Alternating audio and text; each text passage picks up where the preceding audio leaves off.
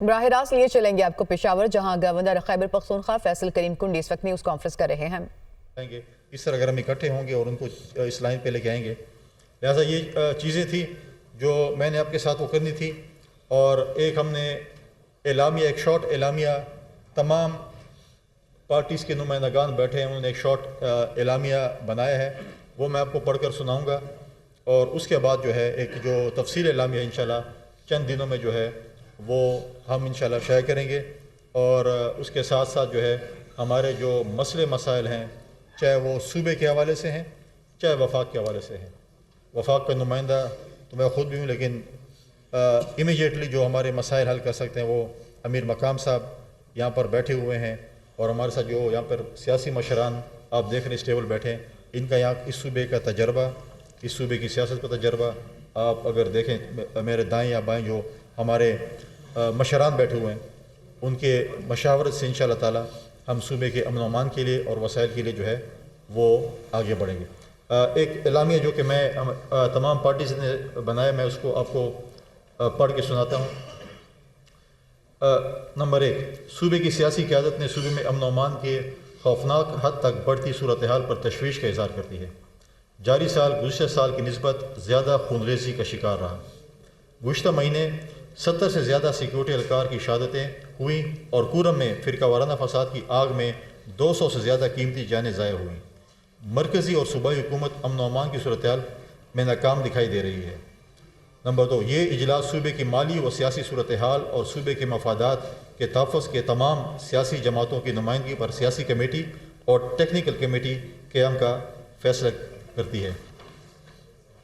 Number 3، 7واں NFC award تقریباً غیر 1-2.5 سال سے جو ہے وہ نہیں ہوا، اس میں ہم 11واں جو NFC ایوارڈ ہے ہم اس کا مطالبہ کرتے ہیں۔ 11 NFC ایوارڈ جو ہے وہ اس کو جاری کیا جائے۔ اس ایوارڈ میں فاٹا کے لیے جو سرتاج عزیز کمیشن کا جو وعدہ تھا اس کو جو ہے وہ پورا کیا جائے، کیونکہ فاٹا یا مرج ڈسٹرکٹ کے عوام میں اس میں گہری تشویش پائی جاتی ہے۔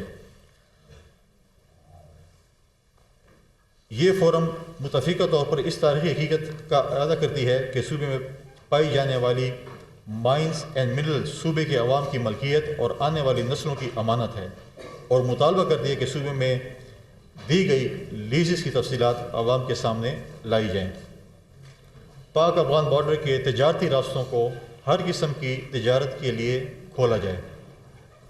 نمبر 6، آئین کے آرٹیکل 158، 161، 1B اور 161 کلاس 2، جس میں سے نیچرل گیس، FED آن آئل اور NHP، اس کے اوپر جو ہے فی الفور جو ہے عمل درآمد کیا جائے۔ وفاقی حکومت آئین کے آرٹیکل 158 کے آئین کے مطابق صوبے کے عوام کو ترجیحی بنیادوں پر گیس کی فراہمی یقینی بنائیں، اور آئین کے آرٹیکل 161 کے مطابق NHP اور فیڈرل ایکسائز ڈیوٹی آن آئل صوبے کو ادا کرے۔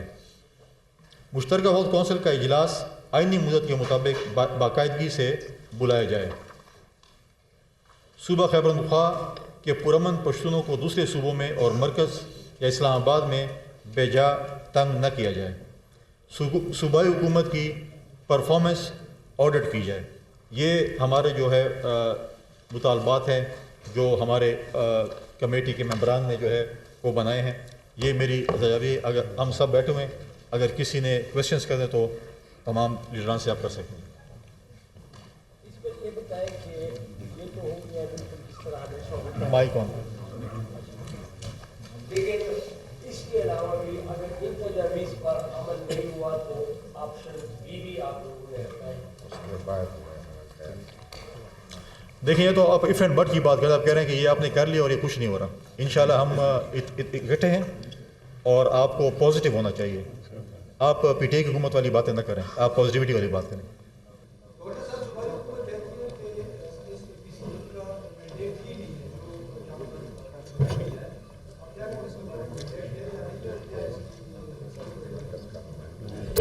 دیکھیے، پہلی بات تو ہے کہ میں مرکز کا نمائندہ ہوں۔ آپ نے ماضی میں غالباً آپ کا بہت تجربہ ہے، آپ نے مختلف APCs اس صوبے میں اٹینڈ کی ہیں، سیاسی جماعتوں کی بھی کی ہیں، اور مختلف سیاسی جماعتوں نے یہاں پر آل پارٹیز کانفرنس کرائی جس میں ہم نے سب نے شرکت کی ہے۔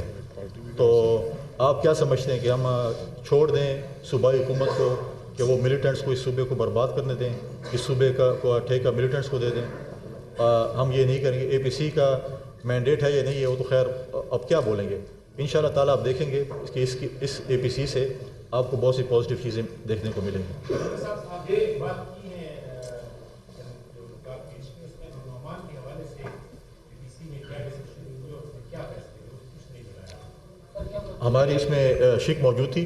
اے پی سی کے حوالے سے ہم نے کہا کہ صوبائی حکومت مکمل طور پر امن و امان قائم کرنے میں ناکام ہو چکی ہے۔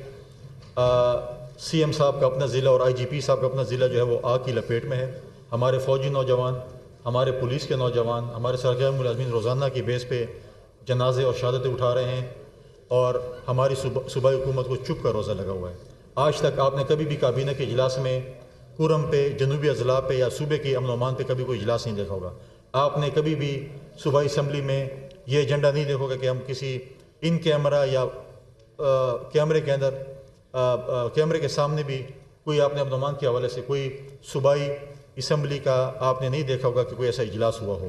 لہٰذا وفاق کی بھی ساتھ ساتھ ذمہ داری بنتی ہے، آج کے اجلاس میں وفاق کی بھی ذمہ داری بنتی ہے کہ اگر صوبائی حکومت ٹس سے مس نہیں ہو رہی ہمارے لا اینڈ آرڈر سچویشن میں تو وفاق کا بھی اپنا ایک ذمہ داری بنتی ہے، ان کو بھی ہم اپنی ذمہ داری کا احساس دلائیں گے۔ ہم جائیں گے، ملاقاتیں کریں گے اور انشاءاللہ تعالی ہم وفاق سے کہیں گے اگر صوبے نے اپنے صوبے میں آگ کو کنٹرول نہیں کر سکتے، یہاں پر آگ لگی ہوئی صوبے میں اور وہ جا کر اسلام آباد میں آگ لگانا چاہتے ہیں، لہٰذا ہم دونوں حکومتوں کو جو ہے، اور ہم اس پہ بھی یہاں پر بہت سی چیزیں ہوئیں کہ وزیر اعظم صاحب جب سے وزیر اعظم بنے ہیں ان کو بھی خیبر پختونخوا کا وزٹ کرنا چاہیے، وہ آج تک یہاں پر نہیں ہے، ان کے وفاقی وزراء یہاں پر نہیں ہے، اس پہ بھی تشویش کا اظہار کیا گیا تھا۔ انشاءاللہ وہ بھی ہم ان سے بات کریں گے اور ان کو بھی یہاں پر لے کے آئیں گے تاکہ یہاں بیٹھ کے ہمارے مسائل کا حل یہی پشاور میں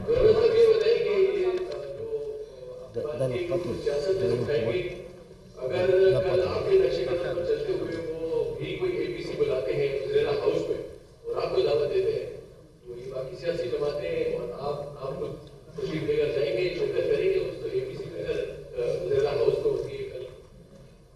مستقبل کے بارے میں میں تو پریڈکشن نہیں کر سکتا، نہ میرے پاس کوئی تعویذ ہے، نہ کچھ ایسے خواب دیکھ سکتا ہوں۔ جب بات آئے گی تو بات کریں گے، آج کی بات اگر آج کے ساتھ کریں، کل کی بات پھر کل کریں گے۔ اب میں کسی باقی پارٹیوں کے بیاہ پہ بات نہیں کر سکتا۔ آل پارٹیز کانفرنس تو ہو گئی ہے، -1 سب تقریباً جماعتیں، ہمارا تو یہی اعلامیہ بھی ہے، سب کچھ آ گیا ہے۔ اس کے بعد انہیں کوئی چیز ایڈ کرنی ہے، اگر کوئی پازیٹیو چیز ہوگی تو ہم ایڈ کر لیں گے، باقی تو یہ چیزیں ہیں۔ گورنر صاحب یہ کہ کیا کوئی ٹائم فریم مقرر کیا گیا ہے کہ کب صدر سے ملیں گے، کب وزیر اعظم سے ملیں گے؟ ناظرین، بیرسٹر گوہر اور barrister Ali Zafar judicial commission کے رکن بن گئے۔ چیف جسٹس یحییٰ آفریدی کی منظوری کے بعد نوٹیفیکیشن جاری، عمر ایوب خان کی جگہ بیرسٹر گوہر کو جوڈیشل کمیشن کا رکن بنایا گیا۔ شبلی فراز کی جگہ بیرسٹر علی ظفر کو جوڈیشل کمیشن کا رکن بنایا گیا۔ بیرسٹر گوہر اور barrister Ali Zafar judicial commission کے رکن بن گئے۔